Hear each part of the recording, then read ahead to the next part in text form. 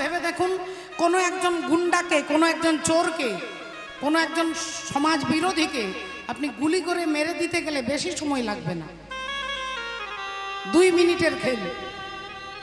এটা গুলি করে দিলে বলে সে মরে যাবে, এতে বিশেষ কোনো কৃতিত্ব নেই। কিন্তু যদি ওই দুর্বৃত্ত মনোবৃত্তিকারী ব্যক্তিটার যদি মনটাকে চেঞ্জ করে দিতে পারেন, চরিত্রটা যদি চেঞ্জ হয়ে যায়, কলিযুগের ভগবান জীবের চরিত্রটাকেই পরিবর্তন করতে আসছেন। আপনি গোটা চৈতন্য চরিতামৃত খুঁজে পাবেন না যে মহাপ্রভু কখনো কাউকে একটা চড় পর্যন্ত মারেননি। জগাই মাধাই বলে তারও চরিত্র পরিবর্তন করে দিলেন, চাঁদ কাজী বলে তারও চরিত্র পরিবর্তন হয়ে গেল, চাপাল গোপাল বলে তারও চরিত্র পরিবর্তন হয়ে গেল, লক্ষ্যহীরা বলে তারও চরিত্র পরিবর্তন হয়ে গেল। এই চরিত্রটাকে পরিবর্তন করবার জন্য চৈতন্য ভগবান জগতের জীবের ভেতরের চৈতন্য সত্তাকে জাগ্রত করবার জন্য। হরি হরি বল। আমার চেতনা চৈতন্য করে দেব চৈতন্যময়ী।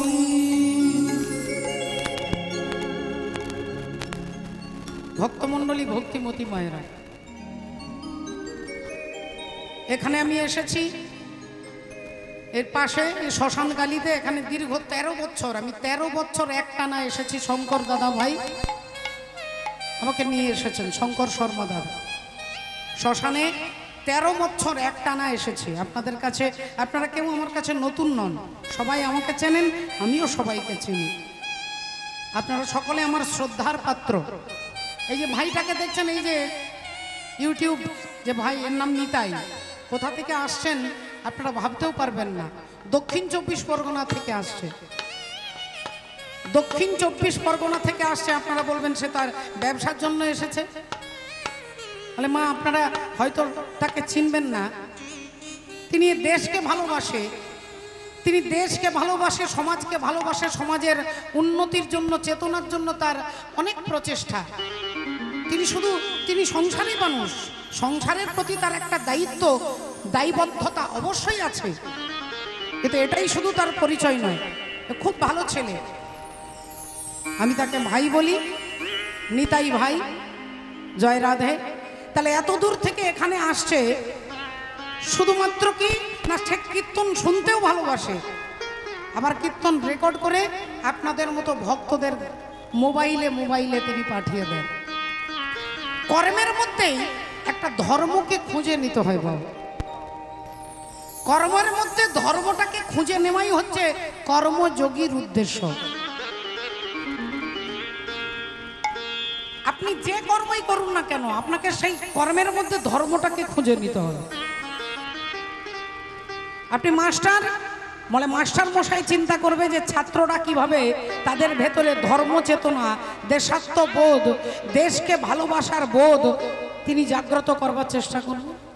ডাক্তার বলে তিনি রোগীকে সুস্থ করবার জন্য ধর্মকেন্দ্রিক, ধার্মিক মনোভাব নিয়ে, তিনি সেবার মানসিকতা নিয়ে ডাক্তার সেবা করবেন।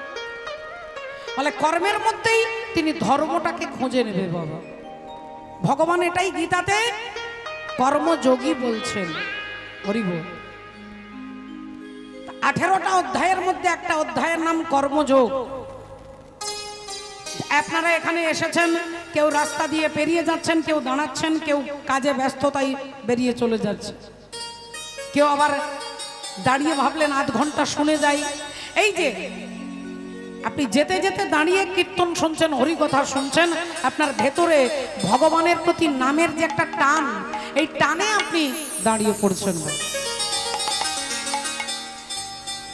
মাননীয় ভক্তমণ্ডলী, ভক্তিমতী মায়েরা, হাজার হাজার বছর ধরে কীর্তন শুনলে, কীর্তন করলে ধর্মবোধ জাগবে না যতক্ষণ পর্যন্ত আপনি সাধু সঙ্গ না করেন। হরি হরি বল।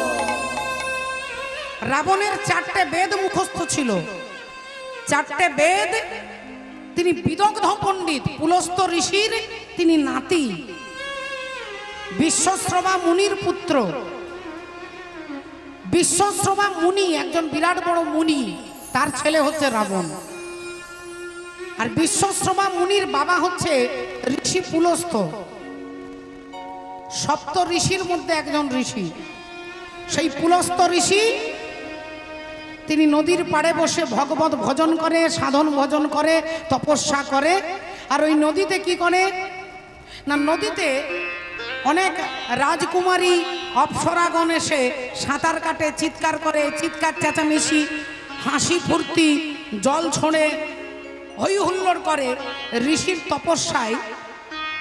ঋষির তপস্যাতে একটু অসুবিধে হয়, কারণ আপনি বসে ধ্যান করবেন আর আপনার পাশেই হরিবল চিৎকার করবে, ডিজে বাজবে, আপনি তপস্যা করতে পারবেন না। বাবা, আমাদের মন তো খুব চঞ্চল। তার ঋষি দিনের পর দিন অত্যাচার দেখেই যাচ্ছে। একদিন অভিশাপ দিল যে এই জলে এসে যিনি আমার অনুমতি ছাড়া এই জলে স্নান করবে তিনি গর্ভবতী হয়ে যাবে। আমার অনুমতি ছাড়া যদি এখানে কেউ জলে এসে সাঁতার কাটে, স্নান করে, তিনি গর্ভবতী হবে। মাননীয় ভক্তমণ্ডলী, ভক্তিমতী মায়েরা এখন এই কথা বলে দিলেন যে গর্ভবতী হবে। সেদিন থেকে আর ভয়ে কেউ ওখানে যায় না, কারণ ঋষির বাক্য তো পরিবর্তন হবে না। ঋষি একবার যে বলে দেবে তার পরিবর্তন হবে না। রাধে রাধে, হরি বল। জয় নিতাই, জয় নিতাই। হরে কৃষ্ণ কৃষ্ণ কৃষ্ণ হরে হরে, হরে রাম রাম রাম হরে হরে। হরে কৃষ্ণ কৃষ্ণ কৃষ্ণ হরে হরে, হরে রাম রাম রাম হরে হরে। হরে কৃষ্ণ কৃষ্ণ কৃষ্ণ হরে হরে, হরে রাম রাম রাম হরে হরে। ওমা, ওই পুকুরে যিনি স্নান করবে তিনি গর্ভবতী হয়ে যাবে, ভয়ে কেউ আসে না। এখন কি হয়েছে, তৃণবিন্দু ঋষি বলে একজন ঋষি ছিলেন। এখন তারই মেয়ে কি করছে না, তার নাম রমা। তিনি কি করেছে, তিনি না জেনে না বুঝে সেই পুকুরে স্নান করেছে, আর যেই স্নান করেছে তিনি গর্ভবতী হয়ে গেছে। এবার ঋষি তৃণবিন্দু জানতে পেরে গেছে যে আমার মেয়ে কুমারী অবস্থায় গর্ভবতী, গর্ভে সন্তান, এখন কি হবে, তাহলে তো মেয়ের বিয়ে দিতে পারবো না। এখন সমাজের ভয়ে, লোক লজ্জার ভয়ে কি করবে, মেয়েকে তো বিয়ে দিতে হবে, নইলে তো এই কলঙ্ক যাবে না। এখন তৃণবিন্দু ঋষি এসে পুলস্ত্য ঋষিকে বলছে যে আপনি দয়া করে আমার কুমারী মেয়ে গর্ভবতী হয়ে গেছে, আপনার অভিশাপে এখন আপনি এর একটা বিহিত করুন, নইলে আমাকে আত্মহত্যা করতে হবে। এই সমাজ আমাকে কুদৃষ্টিতে তাকাবে, নিন্দে করবে, বদনাম করবে। তৃণবিন্দু ঋষি পুলস্ত্য ঋষির হাতে ধরে কান্নাকাটি করতে লাগলেন। পুলস্ত্য ঋষি বললেন, ঠিক আছে, আপনি চিন্তা করবেন না, আপনার মেয়ে পুকুরে স্নান করে গর্ভবতী হয়েছে আমারই অভিশাপে, তাই আপনার কলঙ্ক মোচন করবার জন্য আমি কথা দিচ্ছি আপনার মেয়েকে আমি বিবাহ করব, আপনার মেয়েকে আমি বিয়ে করব। পুলস্ত্য ঋষি বিবাহ করলেন। আর সেই পুলস্ত্য ঋষি আর রমা দেবীর পুত্র, যার নাম হলো কি, ভক্তমণ্ডলী, ভক্তিমতী মায়েরা, যার নাম হলো বিশ্বশ্রবা। সেই বিশ্বশ্রবা মুনির পুত্র হচ্ছে রাবণ। কিন্তু রাবণের মতো পণ্ডিত ব্যক্তি হলে তিনিও ধ্বংস হয়ে গেলেন। তার একটা মূল কারণ কি না, মূল কারণ হচ্ছে রাবণের বিনাশের পেছনে সব থেকে বড় কারণ হচ্ছে তার বোন শূর্পণখা।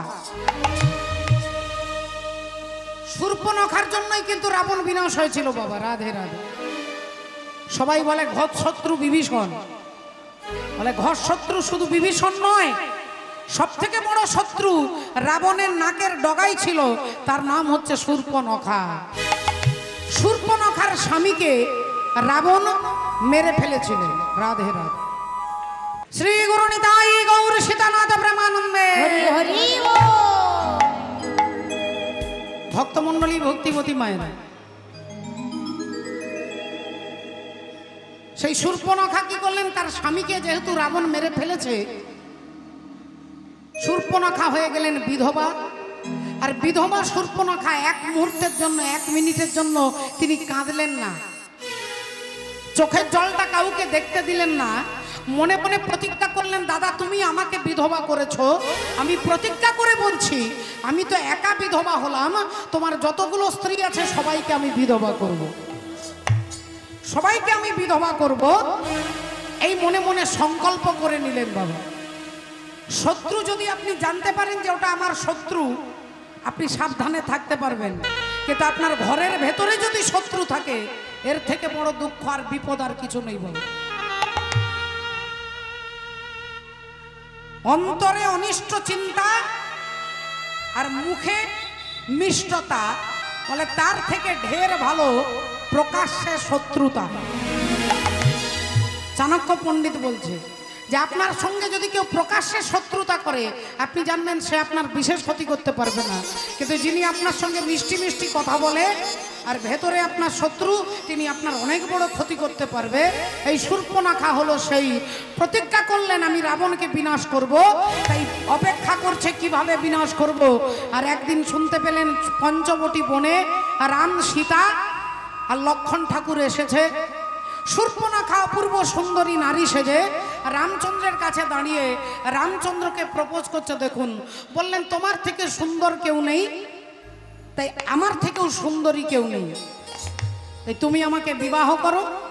রামচন্দ্র বললেন যে আমার তো স্ত্রী আছে, তুমি এক কাজ করো, আমার ভাইয়ের কাছে চলে যাও, তুমি আমার ভাইয়ের কাছে চলে যাও, এই যে আমার ভাই, চলে যাও। এখন শূর্পণখা তো রামকেও দরকার নয় আর লক্ষণকেও দরকার নয়, তার দরকারটা হচ্ছে রাবণের প্রতি বদলা নেওয়া। লক্ষণ ঠাকুরের কাছে গিয়ে দাঁড়ালেন, আর যেই দাঁড়িয়েছে রামচন্দ্র ইশারা করে বলছে, ভাই এ হচ্ছে নাক কাটা মেয়ে। নাক কাটা মেয়ে অনেক সময় আমাদের পাড়ায়, ঘরে, গ্রামে, গলিতে গলিতে দেখবেন। নাক কাটা মেয়ে কাকে বলে না? যিনি মামা, নিজের বাবা, দাদা, কাকা, কারোর সম্মান বোঝে না, বাবা, যিনি নিজের সুখের জন্য বড়দের কথা শোনে না, মান মর্যাদার কথা রাখে না, মান মর্যাদার কথা চিন্তা করে না, তাকে নাক কাটা মেয়ে বলে। তা শূর্পণখাকে রামচন্দ্র বলছে এ হচ্ছে নাক কাটা মেয়ে। আর লক্ষণ ঠাকুর ভাবছে তাহলে নাকটা কাটতে বলছে, অমনি লক্ষণ ঠাকুর নাক আর কানটা কেটে দিলে।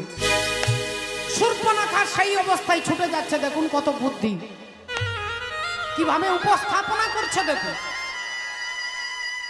ওই কাটা নাকটাতে হাত দিয়ে শূর্পণখা রাবণের কাছে দাঁড়িয়ে বলছে, দাদা গো, তুমি যদি না থাকতে, তুমি যদি মরে যেতে, আমার দুঃখ ছিল না দাদা, কিন্তু তুমি আমার দাদা বেঁচে আছো, আমি রাবণের বোন, আর রাবণের বোনের যদি এই দুর্গতি হয়, তাহলে এর থেকে লজ্জাজনক আর কি হতে পারে? রাবণ বললেন, কে তোর এই দুর্গতি করেছে? বলে, পঞ্চবটী বনে দুজন রাজকুমার এসেছে, সঙ্গে এক অপূর্ব সুন্দরী নারী এসেছে। এক অপূর্ব সুন্দরী নারী এসেছে, সুন্দর দেখতে। আর ওই নারীকে দেখলাম একমাত্র তাকে তোমার পাশেই মানাবে, একমাত্র তোমার পাশে ওই নারীকে মানাবে। যেই বলে দিয়েছে রাবণ হচ্ছে রাবণের ইন্দ্রিয় চঞ্চল। রাবণ সঙ্গে সঙ্গে বললেন, তাহলে এক কাজ করো। ডাকলেন মারীচকে, আর মারীচকে ডেকে বলছে, তুমি সোনার হরিণ সেজে সীতা দেবীর পাশ দিয়ে পেরিয়ে যাবে। সোনার হরিণ সেজে মারীচ রাক্ষস পেরিয়ে যাচ্ছে। সীতা দেবী বাগানে ফুল তুলছিলেন। যেই দেখেছে সোনার হরিণ, অমনি ছুটে এসে স্বামী রামচন্দ্রকে বলছে, কেন তারে ধরিবারে করিপন অকারণ মায়া গুণ বিহারিণী, মায়া গুণ বিহারিণী হরিণী গহন স্বপন সঞ্চারিণী, কেন তারে ধরিবারে করিপন অকারণ মায়া গুণ বিহারিণী,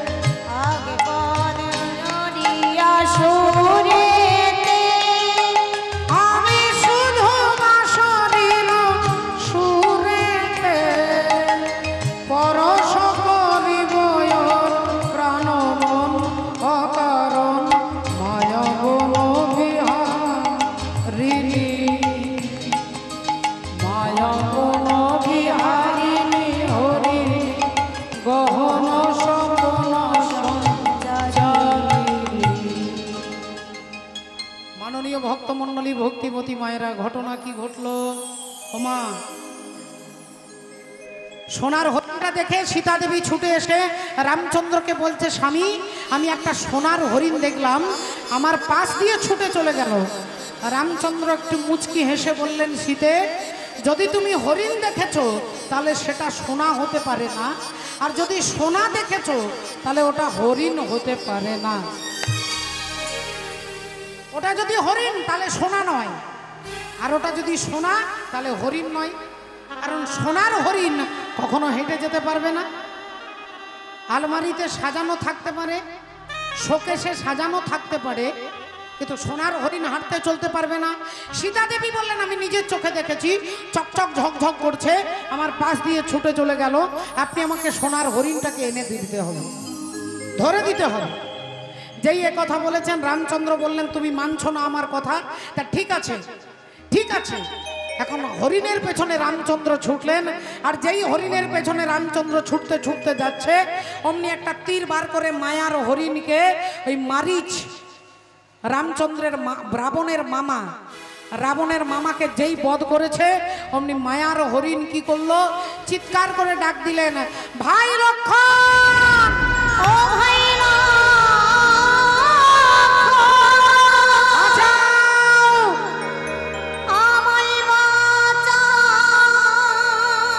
সীতা দেবী সঙ্গে সঙ্গে লক্ষণকে বলছে, ভাই তোমার দাদা বিপদে পড়েছে, ভাই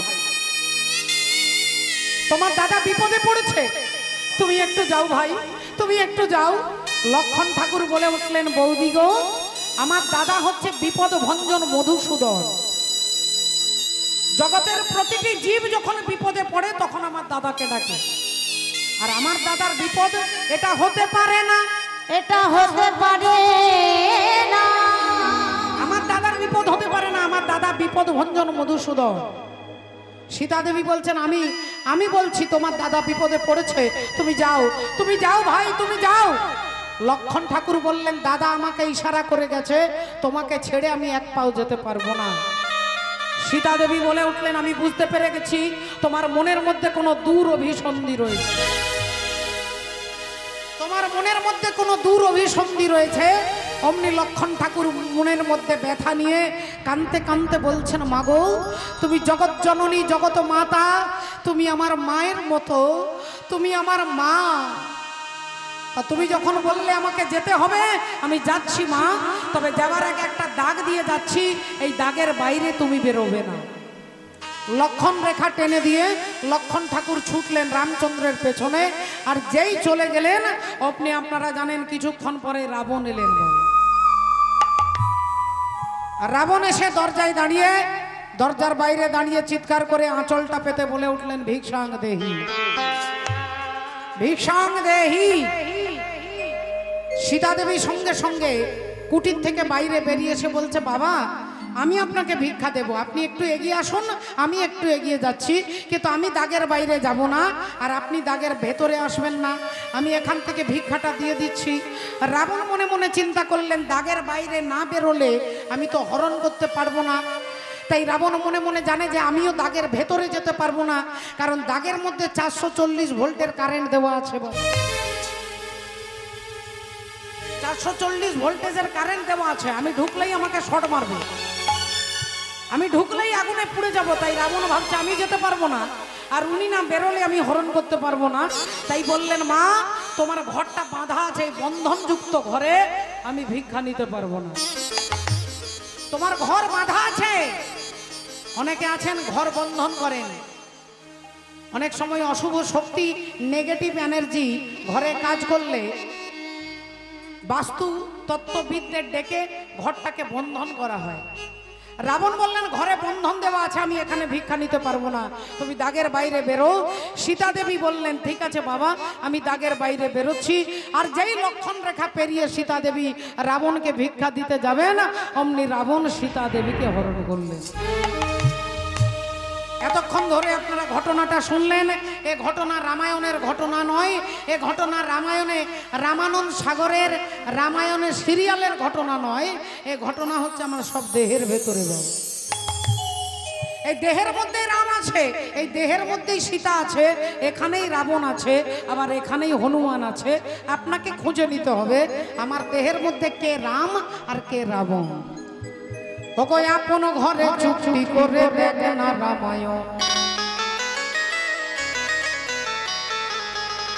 আপন ঘরে চুক্তি করে দেখ না রামায়ণ। ওগো দেহের মধ্যে খুঁজলে পাবি, ও খেপা দেহের মধ্যে খুঁজলে পাবি, হেথায় আছে রাম রাবণ। আপন ঘরে চুক্তি করে দেখ না রামায়ণ। আপন ঘরে চুক্তি করে দেখে না রামায়ণ, আপন ঘরে চুক্তি করে দেখে না রামায়ণ।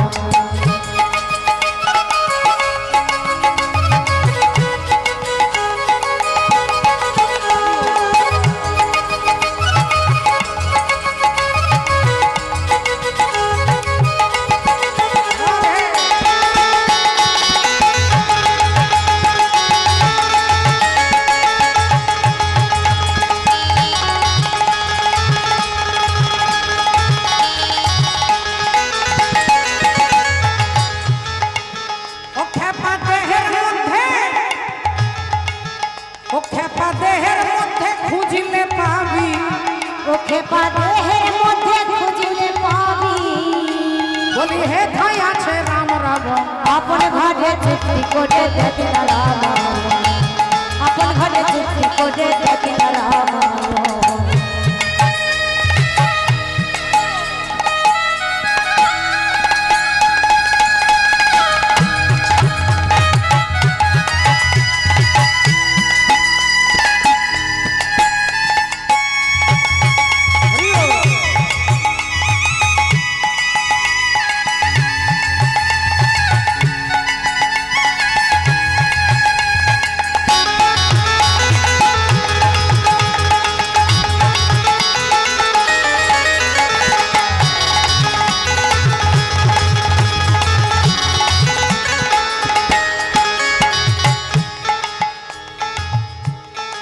দেখুন মনরূপী হনুমানে,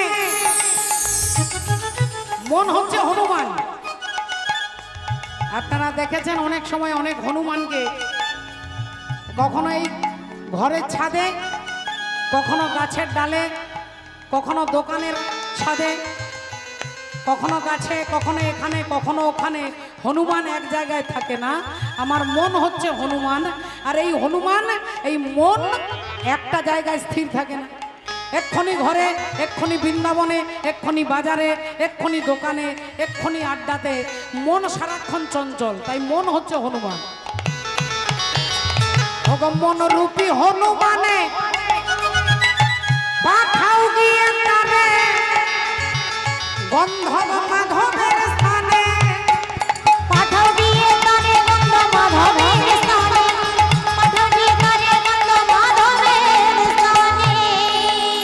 বলি আনবে ঔষধি চিনে, আনবে ঔষধি চিনে, ওরে ভয়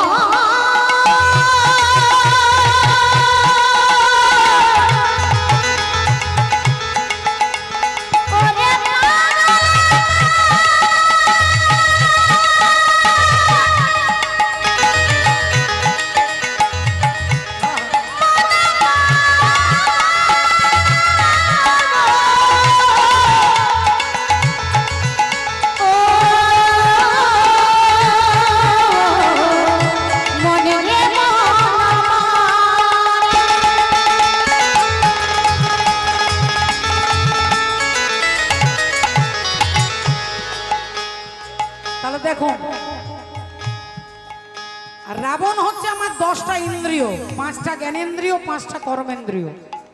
এই 10টা ইন্দ্রিয় হচ্ছে রাবণ। আর এই 10টা ইন্দ্রিয় রাবণ কাকে হরণ করছে? বলে সীতা দেবীকে। সীতা দেবী আমার দেহের মধ্যে কে না, সীতা দেবী হচ্ছে সৎ বুদ্ধি। সৎ বুদ্ধি, সৎ বুদ্ধি হচ্ছে সীতা। আর এই ইন্দ্রিয়টা কি করে না, আমাদের বুদ্ধিটাকে হরণ করে বাবা।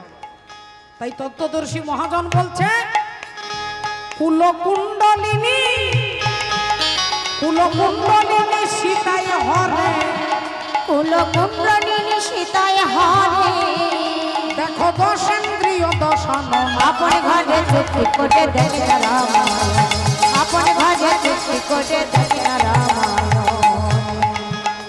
ও যে দেহের মধ্যে খুঁজলে পাবি ও যে দেহের মধ্যে খুঁজলে পাবি বলি হে ঠাই আছে রাম রাবণ আপন ঘরে চুক্তি করে দেখে না রামায়ণ আপন ঘরে চুক্তি করে দেখে না রামায়ণ ও যে দেহের মধ্যে খুঁজলে পাবি দেহের মধ্যে খুঁজলে পাবি হে ঠাই আছে রাম রাবণ ও আপন ঘরে চুক্তি করে দেখে না রামায়ণ আহা আপন ঘরে চুক্তি করে দেখে না রামায়ণ আপন ঘরে চুক্তি করে দেখে না রামায়ণ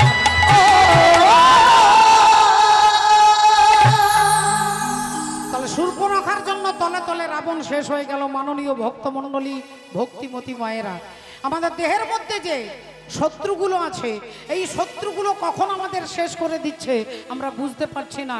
চৈতন্য ভগবান এলেন রক্ষা করবার জন্য। তিনি বললেন কি না, তিনি বললেন হরের নাম হরের নাম হরের নামৈব কেবলম কলো নাস্তেব নাস্তেব নাস্তেব গতিরন্যথা। কলিযুগে হরিনাম ছাড়া আর কোনো গতি নাই, হরিনাম ছাড়া আর কোনো গতি নাই। রাধে রাধে। তাই ভক্তিমতী মায়েরা, ও মা, ভগবানকে পেতে গেলে পাওয়া যায় শুধু ভক্তির বলে। আর এই ভক্তি কি করে আসবে না, ভক্ত সঙ্গ করতে করতে আসবে। তাই পাপির তরে হাসেন ভগবান। তাই পাপির তরে আসেন ভগবান পাপির তরে আসেন ভগবান। ওরে এই ব্রহ্মাণ্ডের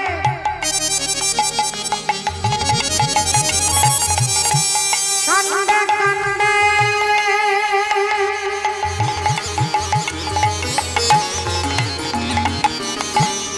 এই ব্রহ্মাণ্ডের কাণ্ডে কাণ্ডে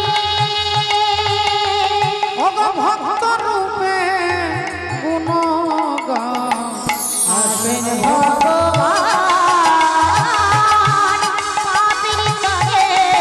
পাপির তরে আসেন ভগবান পাপির তরে আসেন ভগবান। আহা, তাই বহু পাপী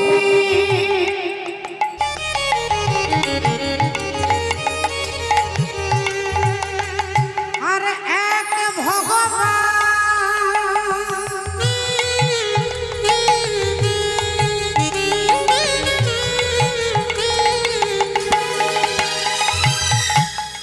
বহু পাপী এক ভগবান। ওরে যুগে যুগে হয় অধিষ্ঠান বহু পাপী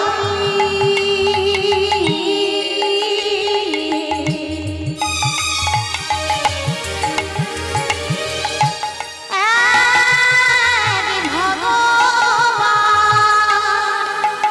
হে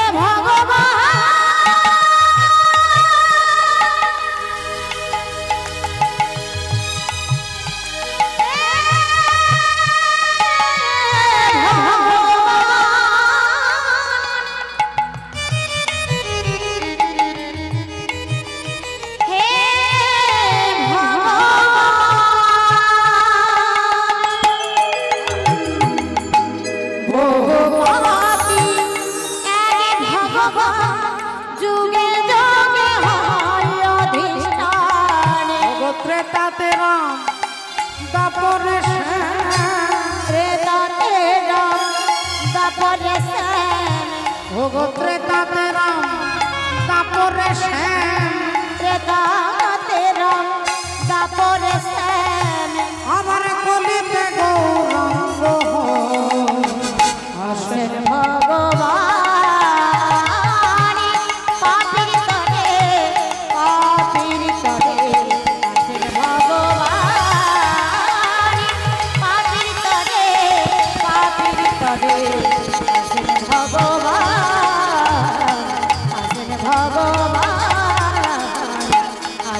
ভগবান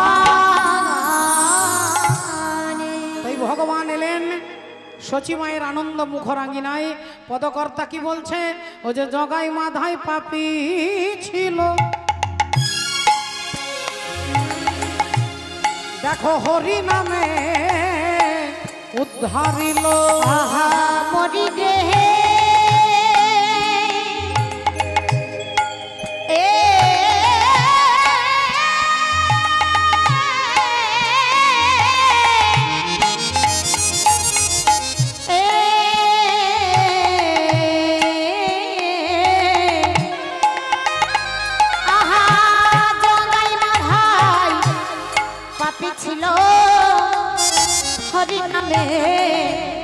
উদ্ধারিল।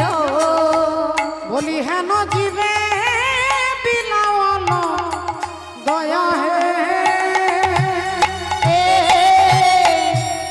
হেন জীবের বিলাবল দয়া। বলি দাস সদা নন্দে ভনে,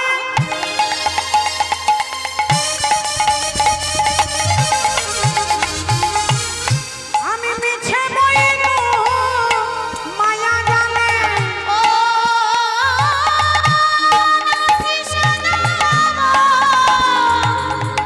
নন্দে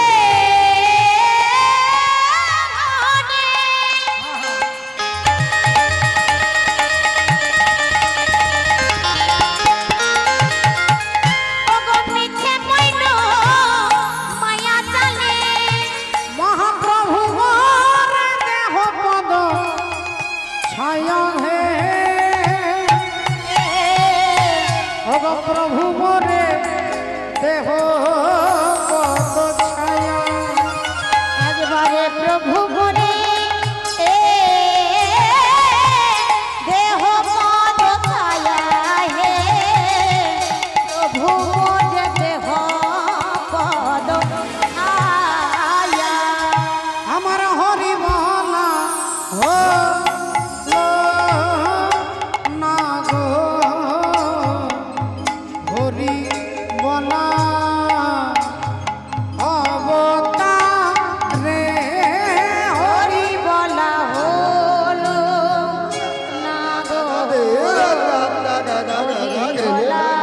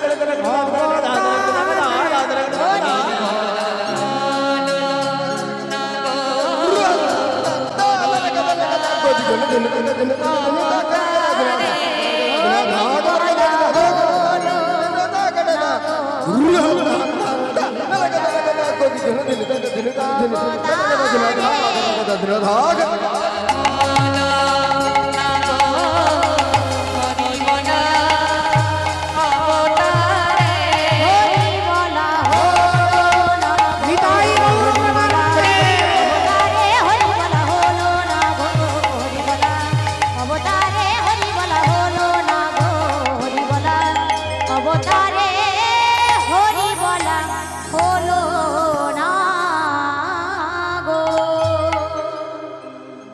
জয় জয় জগৎ গুরু জগদি গুরু তুমি বাঞ্ছা কল্পতরু কল্পতরু সিক্ত কর তপ্ত মরু করুণা তোমার করুণা তোমার তুমি মাতা তুমি পিতা তুমি জগতের ত্রাতা কেহ নাই তোম ভিন্ন জ্ঞান ওগো কেহ নাই হে তোমা ভিন্ন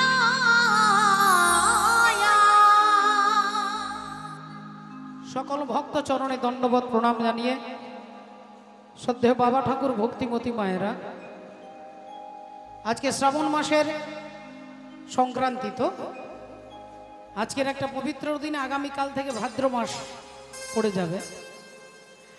তা আপনাদের কাছে আমি যেহেতু অনেকবার অনেক বছর অনেক অনেক লীলা আপনারা শুনেছেন, আপনাদের কৃপায় আপনাদের পদপ্রান্তে দাঁড়িয়ে আমি হরিকথা বলবার সুযোগ পেয়েছি।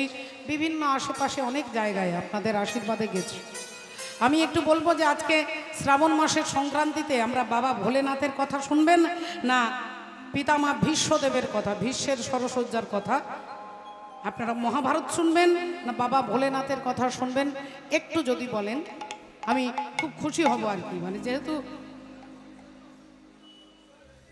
ভীষ্মদেব, আচ্ছা বেশ, তাহলে আজকে আমরা ভীষ্মদেবের কথা শুনবো।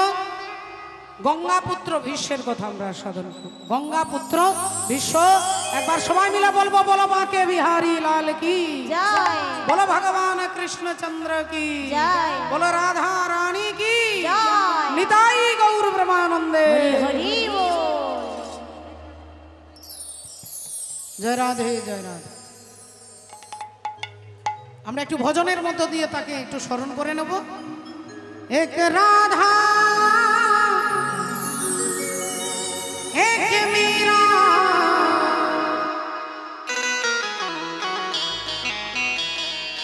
দো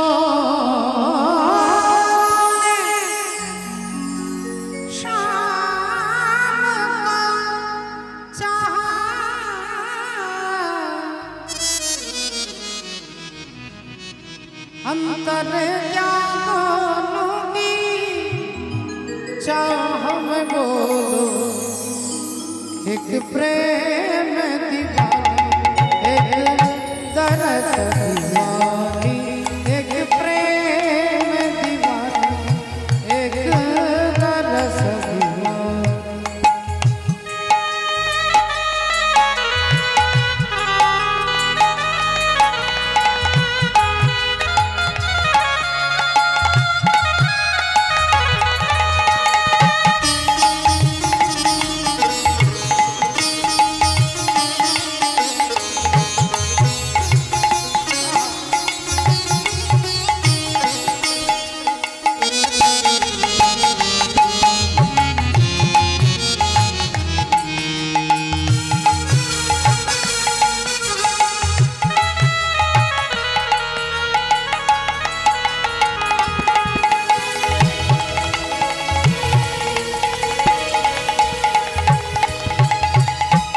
राधा ने मधुबन में ढूंढा, मीरा ने मन में पाया।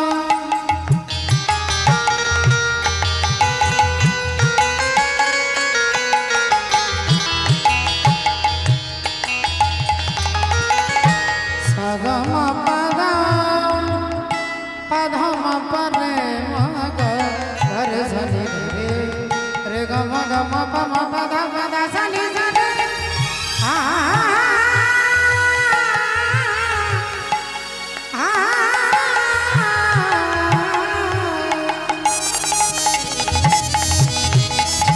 राधा ने मधुबन में ढूंढा और मीरा ने मन में पाया।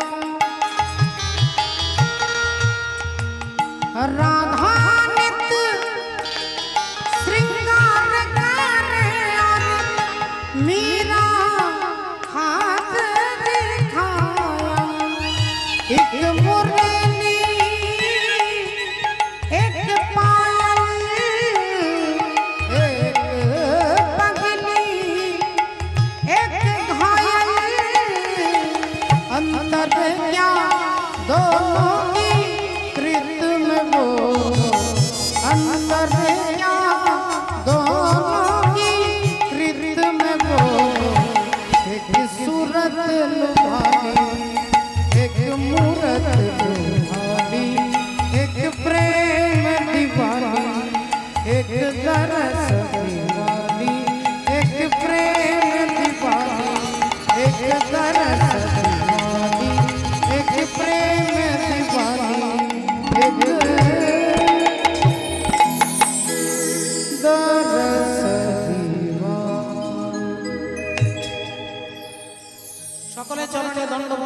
জানিয়ে আমরা আগে একটু জেনে নেব হস্তিনাপুরের রাজা ছিলেন মহাভীষ। মহাভীষ নামে রাজা, তিনি তার যাগ যজ্ঞ তপস্যা এতটাই প্রবল ছিল, তত্ত্বদর্শী মহাজন কলম দিচ্ছেন, ওগো মহাভীষ নামে রাজা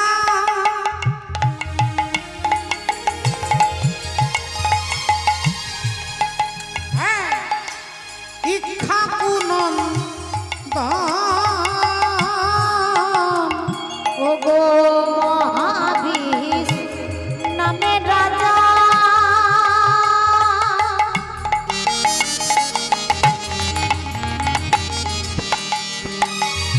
ওগো ইক্ষাকুল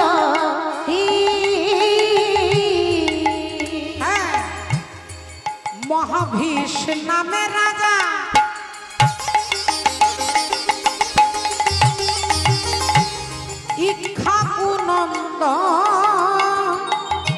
এবার মন দিয়ে শোনো সবে কহি বিবরণ বিবরণ, ওগো মন দিয়ে শোনো সবে কহি বিবরণ বিবরণ, মন দিয়ে শোনো সবে কহি বিবরণ, একবার মন দিয়ে শোনো সবে কহি বিবরণ,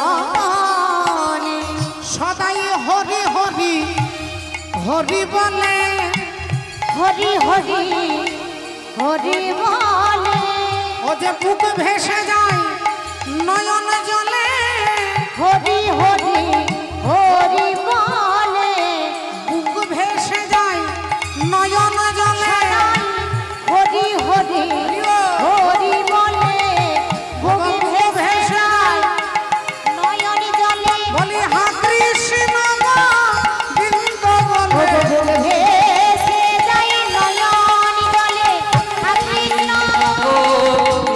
বুক ভেসে যায় নয়ন জলে, হা কৃষ্ণ বুক ভেসে যায় নয়ন জলে,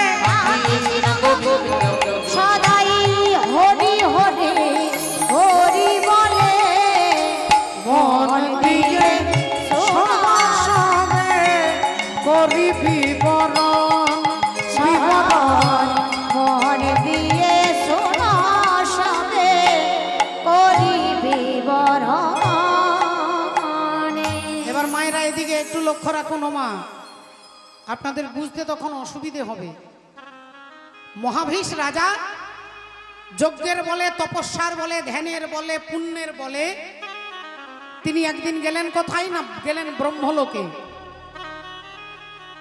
ব্রহ্মলোক যেখানে ব্রহ্মা থাকেন, শিবলোক যেখানে শিব ঠাকুর থাকেন, ইন্দ্রলোক যেখানে ইন্দ্র থাকেন, গোলোক বলে যেখানে ভগবান কৃষ্ণ থাকেন। তাহলে যাগ যজ্ঞ তপস্যার বলে, পুণ্যের ফলে তিনি চলে গেলেন ব্রহ্মলোকে। আর সেই ব্রহ্মলোকে ব্রহ্মার পাশে চেয়ারে মহাভীষ রাজা বসে আছেন, অন্যান্য আরো অনেক দেবতারা বসে আছেন।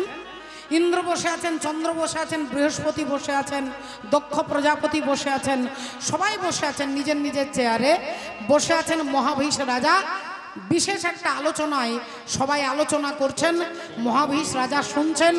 এমন সময় সকলে সেই আলোচনাতে সকলের মন কেন্দ্রীভূত হয়ে গেছে। আপনারা যেমন কীর্তন শুনতে শুনতে অনেকে আছেন রাস্তা দিয়ে কে চলে যাচ্ছে কে না যাচ্ছে আপনার সেদিকে লক্ষ্য নেই, তা সবাই একাগ্র চিত্তে আলোচনা করছে। এমন সময় ওই ব্রহ্মলোকে এসে কে দাঁড়ালেন, ও যে গঙ্গা দেবী আইলেন ব্রহ্মার সদনে, গঙ্গা দেবী আইলেন ব্রহ্মার সদনে, গঙ্গা দেবী আইলেন ব্রহ্মার সদনে, হেন কালে তেজবন্ত বহিল পবনে, হেন কালে তেজবন্ত বহিল পবনে, হেন কালে তেজবন্ত বহিল পবনে। গঙ্গা দেবী যেই এসে দাঁড়িয়েছে অমনি মা মাথায় ঘোমটা দেওয়া ছিল, মা গঙ্গা দেবীর মাথায় ঘোমটা দেওয়া ছিল। সেই ঘোমটার আঁচলটা মাথা থেকে সরে গেল। আর যেই ঘোমটাটা খুলে গেল অমনি যত দেবতা ছিলেন সবাই মাথাটা নিচু করে নিলেন। এটা শিষ্টাচার, এটা ভদ্রতা। এখন টিভিতে, খবরের কাগজে, সর্বত্র একটা পোশাক নিয়ে কোনো কথা বলা যাবে না। যার যে ইচ্ছে সে তেমন পোশাক পরবে। যদি বলে ফেলেন তাহলে আপনাকে সবার সামনে দাঁড়িয়ে আপনাকে সরি বলতে হবে। আমরা কথাটা সেই প্রসঙ্গে যাচ্ছি না। শাস্ত্র যেটা বলছেন আমরা সেটা শুনবো। শাস্ত্র বলছে আপনি এমনভাবে আপনাকে নিজেকে সাজাবেন যে সাজাটা সাজলে অপর যিনি আপনাকে দেখবে তার মনের মধ্যে কামনার উদ্রেক না হয়। শাস্ত্র তাকেই পোশাক বলছেন। আপনাকে দেখে যদি ভক্তির উদয় হয় তাহলে জানবেন আপনি আপনার আদর্শ চরিত্রটাকে লোকের কাছে প্রতিফলিত করছেন। গঙ্গা দেবীর মাথার ওড়নাটা সরে গেল, ঘোমটাটা খুলে গেল। অন্যান্য দেবতারা সবাই মাথাটা নিচু করে নিলেন, কিন্তু এমন সময় ভুল করে বসলেন রাজা মহাভীষ। মহাভীষ রাজা গঙ্গা দেবীকে দেখে অবাক হয়ে গেলেন, এত সুন্দর দেখতে। সবাই মাথা নিচু করে আছে, মহাভীষ রাজা গঙ্গা দেবীকে দেখছেন। মুখের দিকে তাকিয়ে ভুলে গেছে যে আমি কোথায় আছি, আমি কোনখানে আছি, আমি ব্রহ্মলোকে আছি, আমি দেবতাদের পাশে বসে আছি, আমি ব্রহ্মার পাশে চেয়ারে বসে আছি। ভুলে গিয়ে তিনি এক দৃষ্টিতে গঙ্গা দেবীকে দেখছেন। আর গঙ্গা দেবী মনে মনে ভাবছে ইনি আবার কে রে বাবা, ইনি আবার কে। গঙ্গা দেবীও দেখছেন আর মহাভীষ রাজা দুজনকে দেখছে। অমনি ব্রহ্মা উঠে দাঁড়িয়ে বললেন, রাজা মহাভীষ। মুহূর্তের মধ্যে স্থির যে সভাটা ছিল চঞ্চল হয়ে গেছে, সবাই কেঁপে উঠেছে। এই কি হলো? সবাই তো মাথা নিচু করেছিল, কেউ তো আর জানে না যে কি ব্যাপারটা হলো। ব্রহ্মা দেখে বলে উঠলেন, তুমি এই ব্রহ্মলোকে এসে মানুষের মতো আচরণ করো, আমি তোমাকে অভিশাপ দিচ্ছি, তোমাকে মর্তধামে মানুষ হয়ে আবার জন্ম নিতে হবে। মর্তধামে মানুষ হয়ে জন্ম নিতে হবে। আর গঙ্গা দেবীকে বললেন, তুমিও অন্যায় করেছো। উনি যেমন তোমার দিকে তাকাচ্ছিলেন তুমিও তার দিকে তাকাচ্ছিলে, তাই তোমাকেও মর্তধামে যেতে হবে, তোমাকেও মর্তধামে যেতে হবে। এই মহাভীষ রাজা তিনি জন্ম নিলেন এই মর্তধামে, হস্তিনাপুরে। কার বাড়িতে? না, রাজা প্রতীপের পুত্র শান্তনু হয়ে জন্মগ্রহণ করলেন। ওই মহাভীষ রাজা হয়ে গেল শান্তনু। রাজা শান্তনু রূপে তিনি জন্মগ্রহণ করলেন। তার নামটা শুনলেই বোঝা যাচ্ছে তিনি খুব শান্ত ছিলেন, ধীর স্থির, সদা সর্বদা ধর্মের তার মতি ছিল। প্রজাদেরকে তিনি পুত্রের মতো পালন করেন, সকলের অভাবে দুঃখে তিনি পাশে দাঁড়ান। একদিন আপন মনে হরিনাম করতে করতে গঙ্গার তীর দিয়ে হাঁটতে হাঁটতে যাচ্ছে, গঙ্গার তীরে হাঁটতে হাঁটতে যাচ্ছেন ভক্তিমতী মায়েরা। জগতের নাথ করো পার হে, জগতের নাথ করো পার, জগতের নদী করো পারে, জগতের নদী করো পার, জগতের নাথ করো পার হে, জগতের নাথ করো পার, জগতের নদী করো পারে, জগতের নদী করো পার, নাহি কান্ডারি ভাঙা মরতরি, আশা নাই কুলে উঠবা, আহা নাহি মোরে তোরি ভাঙা মরতরি, আশা নাই কুলে উঠবা,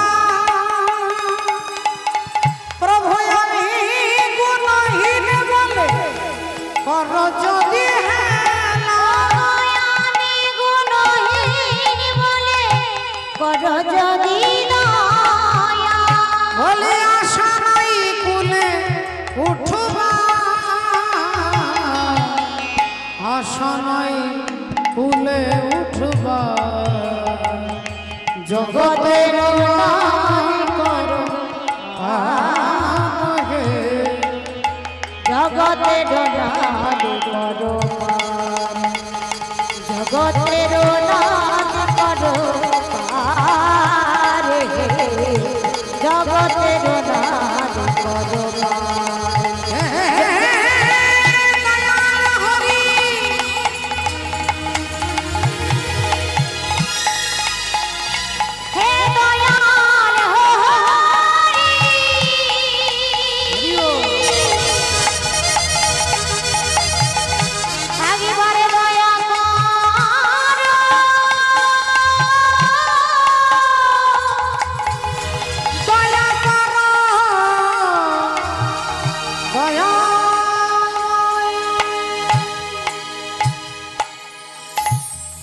গঙ্গার দ্বীপ পাড় দিয়ে শান্তনু রাজা হাঁটতে হাঁটতে যাচ্ছে। এদিকে আপনারা সকলে শুনলেন যে গঙ্গা দেবীকে অভিশাপ দিয়েছে যে তোমাকেও মর্তধামে যেতে হবে। তাই মা গঙ্গা দেবী অপূর্ব সুন্দর সেজে আর ওই গঙ্গার তীরে দাঁড়িয়ে আছে। এমন সময় রাজা শান্তনু তাকে দেখেই অভিভূত হয়ে গিয়ে হাত জোড় করে নিবেদন করছেন যে আপনাকে আমি বিবাহ করতে চাই। আমার আপনাকে ভালো লেগেছে, আপনাকে বিবাহ করতে চাই, আমি বিয়ের প্রস্তাব দিলাম। গঙ্গা দেবী বললেন দেখুন আমি আপনাকে বিয়ে করতে পারি, এতে কোনো সন্দেহ নাই। আপনি যথেষ্ট সুযোগ্য, আপনি সুপুরুষ, আপনি বীরত্ব আছে, আপনার মধ্যে ধর্মবোধ আছে, সবকিছুই আছে। আপনি আমাকে বিবাহের প্রস্তাব দিয়েছেন, আমি প্রস্তাবটাকে গ্রহণ করলাম, কিন্তু একটা শর্ত আছে। আমাকে কখনো কোনো খারাপ কথা, আমি যে কাজটা করব আমাকে কিন্তু আপনি কাজে বাধা দিতে পারবেন না। আমি যে কোনো কাজ করব, যে কাজটা করব আপনি কিন্তু বাধা দিতে পারবেন না। যদি বাধা দেন, যেদিন বাধা দেবেন আমি কিন্তু সেদিন আপনাকে ছেড়ে চলে যাব। আমার কাজে যেদিন বাধা দেবেন সেদিন আমি আপনাকে ত্যাগ করে চলে যাব। রাজা শান্তনু বললেন ঠিক আছে, আমি তোমার শর্ত মেনে নিলাম, তোমার শর্ত মেনে নিলাম, আমি তোমাকে স্ত্রী রূপে গ্রহণ করলাম। আমি কথা দিচ্ছি তোমার কাজে কোনো বাধা দেব না, যদি বাধা দিই আপনি আমাকে পরিত্যাগ করে চলে যাবেন। এখন গঙ্গা দেবীর সঙ্গে রাজা শান্তনুর বিয়ে হয়ে গেল। ভক্তমণ্ডলী, ভক্তিমতী মায়েরা এভাবে দিনের পর দিন, মাসের পর মাস চলে যায়। দেখতে দেখতে গর্ভে সন্তান এলো। বাবা গঙ্গা দেবীর গর্ভে সন্তান এলো, আর সেই সন্তান যেদিন জন্মগ্রহণ করলো রাজা শান্তনুর মনে আনন্দ যে আমার ছেলে হয়েছে, আমি বাবা হয়েছি। কি আনন্দ, কি আনন্দ, সন্তান জন্ম নিয়েছে, সবাই হই হই করছে, সকলে আনন্দে লাফাচ্ছে, রাজার ছেলে হয়েছে, রাজপুত্র হয়েছে। কিন্তু এমন সময় গভীর রাত্রি, নিস্তব্ধ রাত্রি, নিঝুম রাত্রিতে মা গঙ্গা দেবী সদ্য জন্মগ্রহণ করা ছেলেটাকে কোলে নিয়ে আর লুকিয়ে লুকিয়ে রাতের অন্ধকারে রাজ্য থেকে, ঘর থেকে দরজা খুলে আর তিনি রাস্তা দিয়ে হাঁটতে হাঁটতে গভীর রাত্রিতে চলে যাচ্ছে। রাজা শান্তনুর ঘুমটা ভেঙে গেল। এত রাত্রিতে ছেলেকে কোলে নিয়ে দরজা খুলে বেরিয়ে যাচ্ছে, রাজা শান্তনু পেছন পেছন এলেন।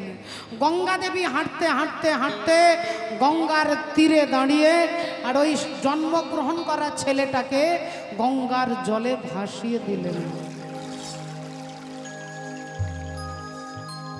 গঙ্গার জলের মধ্যে ডুবিয়ে দিলেন। ছেলেটাকে জলে ফেলে দিয়ে তিনি আবার বাড়ি চলে এলেন। রাজা শান্তনু অবাক হয়ে গেলেন যে একটা মা সন্তান হওয়ার জন্য কত দেবতার মন্দিরে, কত মায়ের মন্দিরে মাথা ঠোকে, আমার যেন একটা সন্তান হয়, আমার যেন একটা নাতি হয়। আর ইনি কেমন মা যে ছেলেটাকে রাতের অন্ধকারে গঙ্গার জলে ফেলে দিয়ে চলে এলেন। কিন্তু আমি তো কিছু বলতে গেলেই ওনার সঙ্গে আমার কথা আছে, ওনার কাজে বাধা দিলেই আমাকে ত্যাগ করে চলে যেতে হবে। তাই তিনি চুপ করে গেলেন। চুপ করে মনের দুঃখ মনেই রাখলেন। আবার দেখতে দেখতে 1 বছর পরে আরেকটা সন্তান হলো, আবার তাকে রাতের অন্ধকারে গঙ্গার জলে ভাসিয়ে দিয়ে চলে এলেন। বাবা গো, একটা নয়, দুটো নয়, 5টা নয়, 7টা ছেলেকে গঙ্গার জলে ভাসিয়ে দিয়ে আর তিনি বাড়ি এসে এমন আচরণ করে যেন কিছুই হয়নি। 8 নাম্বার ছেলেটাকে কোলে নিয়ে যেই রাতের অন্ধকারে বেরিয়েছে, রাজা শান্তনু থাকতে পারলেন না, পিছন পিছন হাঁটতে লাগলেন। আর যেই গঙ্গার জলে ভাসাতে যাবে, অমনি পেছন থেকে রাজা শান্তনু চিৎকার করে বলে উঠল, দাঁড়াও, দাঁড়াও, কেমন মায়াবী তুমি, এলে কোথা হইতে, তব সমনিন্দিত না আমি দেখি পৃথিবীতে, আমার মনের ব্যথা কেউ বুঝল না,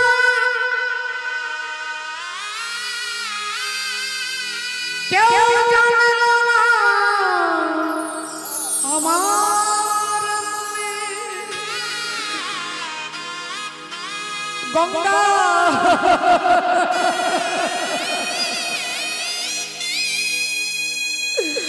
এতদিন তোমার কোনো কাজে আমি বাধা দিইনি, আমি তোমাকে প্রশ্ন করিনি, কিন্তু আজকে আমাকে আমার ধৈর্যের বাঁধ ভেঙে গেছে, তাই তোমার কাছে আমি প্রশ্ন করতে বাধ্য হলাম, তুমি মায়াবিনী না তুমি ডাকিনী না তুমি শাকিনী না তুমি পিশাচিনী?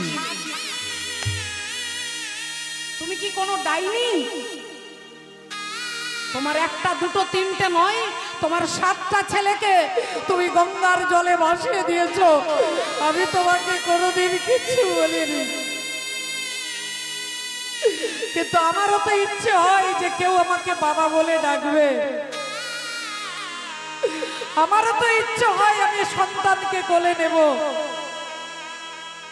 এতদিন তোমার অত্যাচার আমি নীরবে সহ্য করেছি, কিন্তু আজকে আমি করব না। আজ তোমাকে জবাব দিতে হবে, তুমি আমার প্রতিটা ছেলেকে কেন গঙ্গায় ভাসিয়ে দিয়েছো তোমাকে বলতে হবে। হ্যাঁ হ্যাঁ হ্যাঁ, তোমাকে বলতে হবে, তোমাকে এর জবাব দিতে হবে। তুমি আমার 7টা ছেলেকে কেন খুন করেছো বলো, বলো। তুমি চুপ করে আমার দিকে তাকিয়ে থাকলে হবে না, আজ তোমাকে জবাব দিতে হবে। এই আমার 8 নাম্বার ছেলে, একেও তুমি জলে ফেলে দিতে এসেছো, আজ বলতে হবে তুমি এত নিষ্ঠুর কি করে, তোমার হৃদয়ে এত পাষাণ কি করে। গঙ্গা দেবী মুচকি হাসলেন আর হেসে বললেন, রাজা রাজা, আমি পতিত পাবনী গঙ্গা, আমি ডাকিনী নই, আমি পিশাচিনী নই, আমি পাষাণী নই। সবাই আমাকে মা বলে ডাকে, আমাকে সবাই মা বলে, গঙ্গা মা। আর আমি মাতৃত্বের স্নেহ আমার হৃদয় জুড়ে রয়েছে, সেই মাতৃত্বের ধারা, সেই ধারাতে আমি প্রবাহিত, আমি সেই পতিত পাবনী গঙ্গা। আমি যে 7টা ছেলেকে জলের মধ্যে ফেলে দিয়েছি, এর পেছনে এক গূঢ় রহস্য রয়েছে, কারণ আছে। আর এই কারণ জানতে গেলে আজকে তোমাকে আমি বলবো সেই কারণের কথা। সেই কারণটা কি, যে কারণের জন্য আমি 7টা ছেলেকে গঙ্গার জলে ভাসিয়ে দিয়েছি, আজকে সে কথা তোমাকে বলবো। রাধে, আজকে সে কথা তোমাকে আমি বলবো। এতদিন তুমিও চুপ করেছিলে, তাই আমিও চুপ করেছিলাম। আজকে তোমার জানতে ইচ্ছে হয়েছে, রাধে রাধে, তাই আজ আমি তোমার কাছে বলবো। হরি বল। ভক্তমণ্ডলী, ভক্তিমতী মায়েরা,